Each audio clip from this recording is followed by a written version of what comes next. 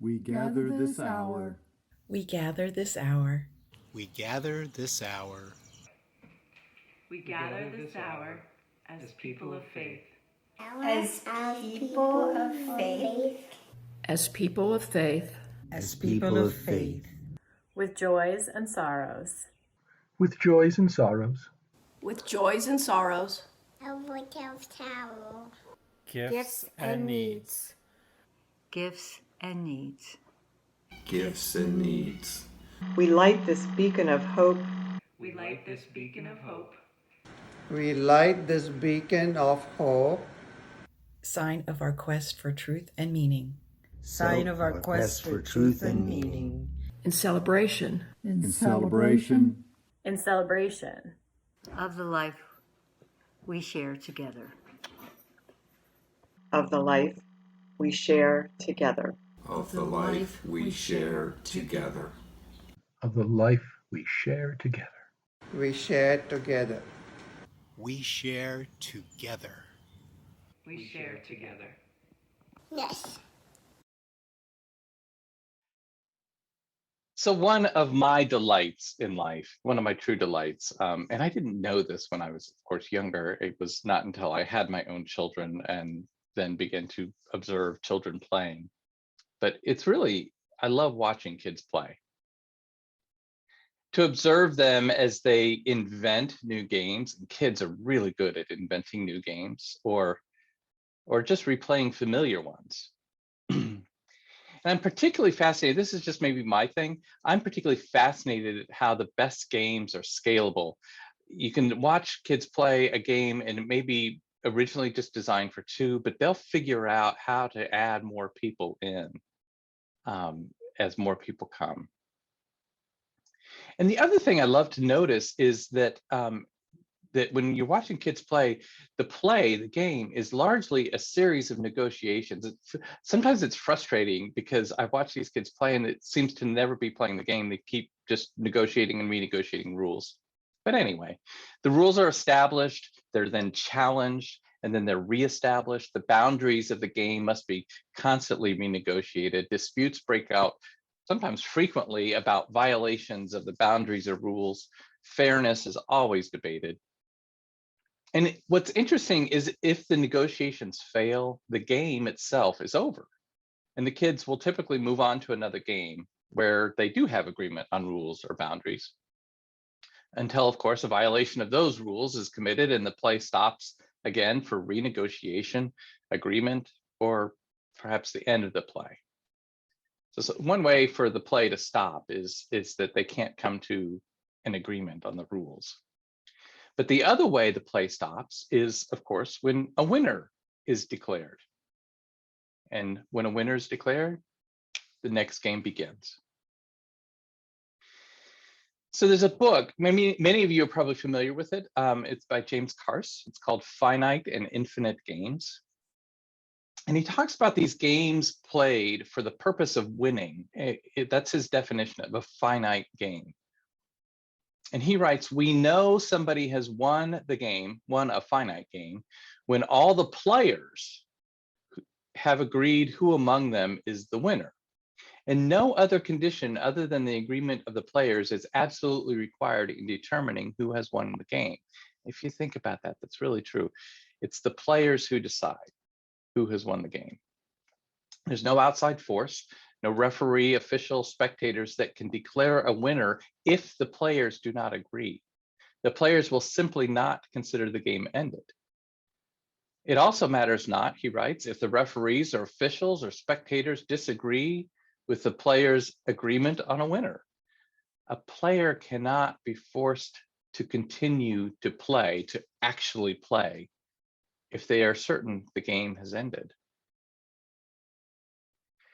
And Carse continues his argument on finite games, saying that players must agree on the rules and boundaries of the game, and it is indeed rules and boundaries of the game that tell us what kind of game is being played, which sounds kind of abstract, but it's really kind of obvious. You know that we're playing basketball, we're on a court of a specific size with netted goals at a certain height, a certain number of players on each team. In fact, that we have teams is a good cue to that we're playing a game.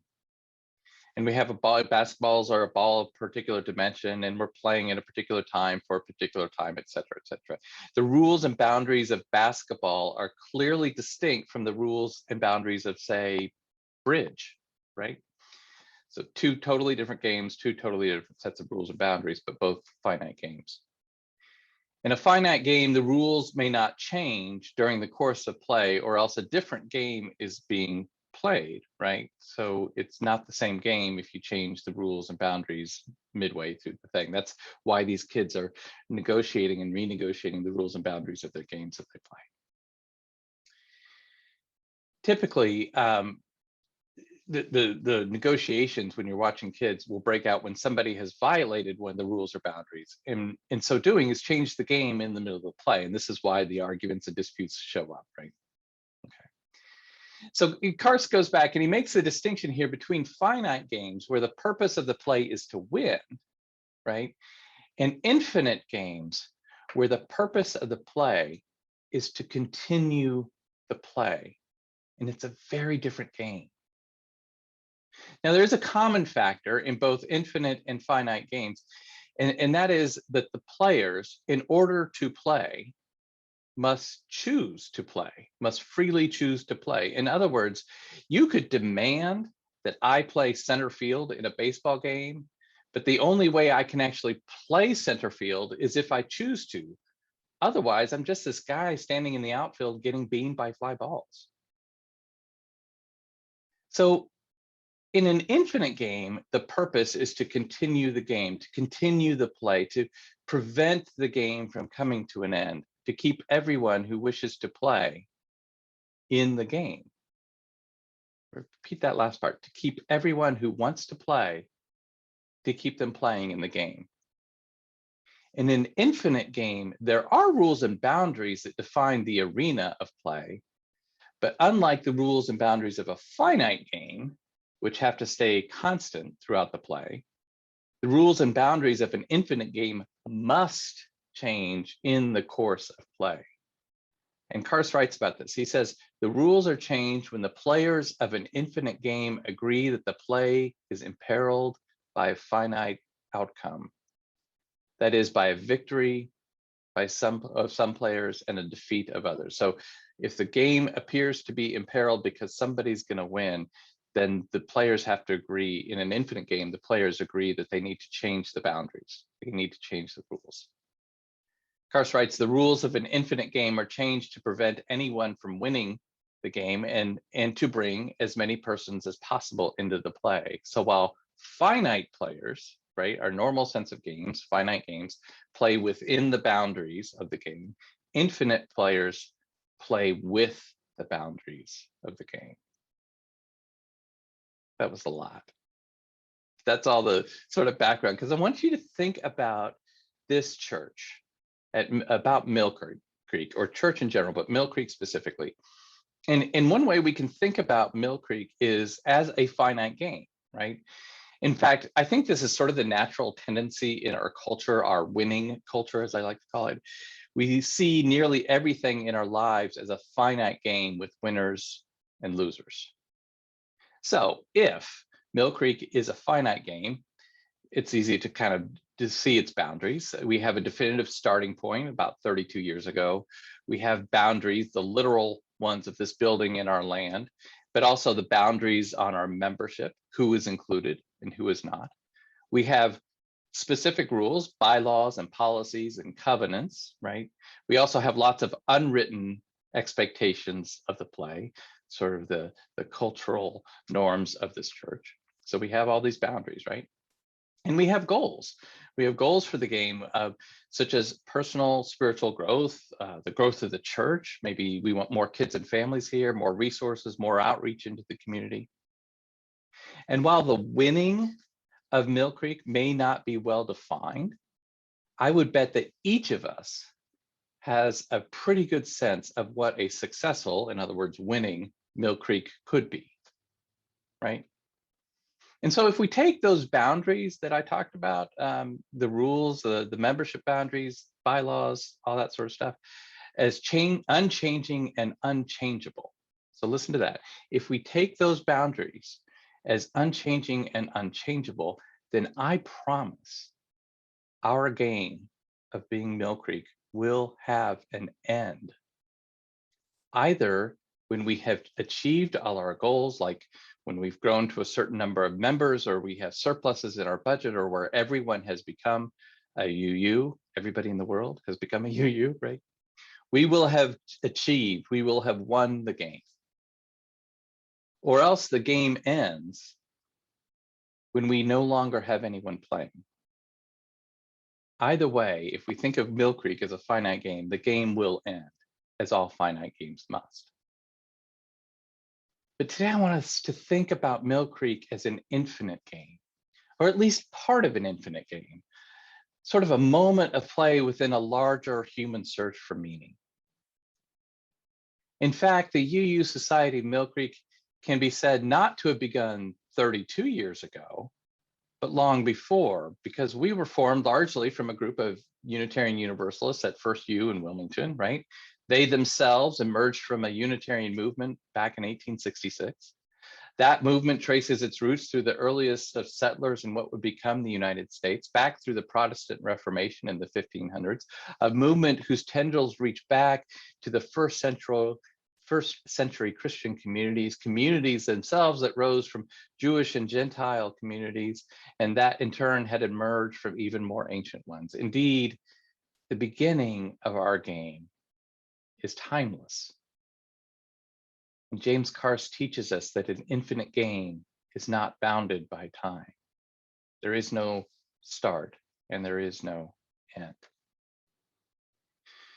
And we Unitarian Universalists have been playing with the boundaries and rules of religion throughout our history. We can think of William Ellery Channing's sermon, Unitarian Christianity, which shifted the boundaries of Christian doctrine to demand rational approaches to understanding Scripture, for example. Or we can think about Ralph Waldo Emerson leaving his pulpit, no longer able to be constrained by the boundaries of doctrine, and instead opened us up to the ideas and thinking of the transcendentalists, right?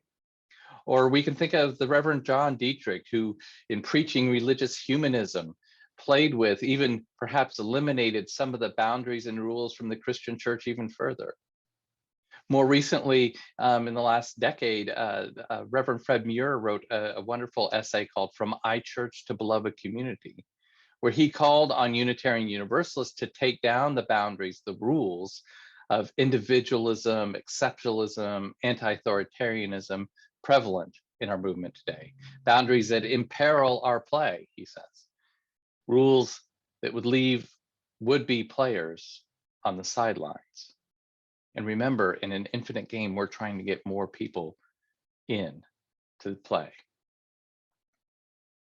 And so I wonder, if we are in the midst of an infinite game, this church is in the midst of an infinite game within the search, the greater search for meaning and truth, what is our role as players? So I think at least part of our role needs to be about changing the rules, moving the boundaries, yes, so the game continues, much more so that we can bring as many players into the game as possible, as many as want to play, as choose to play. And in this, infinite games are about being in relationship with others. Each new player, friends, each new player into our game will change the field. Each new player will alter the boundaries of the game. Infinite players are prepared to be surprised, prepared to experience the changes as openings to continue the play, not changes as threats to their existence. So insofar as that's true, infinite players, us, infinite players, must be open and vulnerable. Because it's this openness and vulnerability that is the key to playing, to being a player in an infinite game. Going back to James Carse in his book, he says, we are playful. We are playful when we engage others at the level of choice, when there is no telling in advance where our relationship with them will come out. when in fact no one has an outcome to be imposed on the relationship apart from the decision to continue it. Infinite play, my friends, is about being open to possibility. So today I invite you to choose to be players in our infinite game.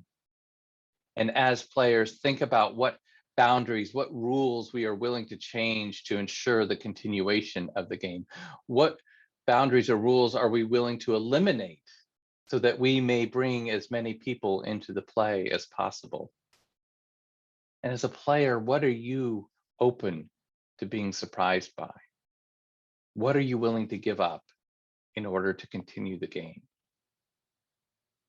So I invite you into play in this field of wonder, of imagination, of joy.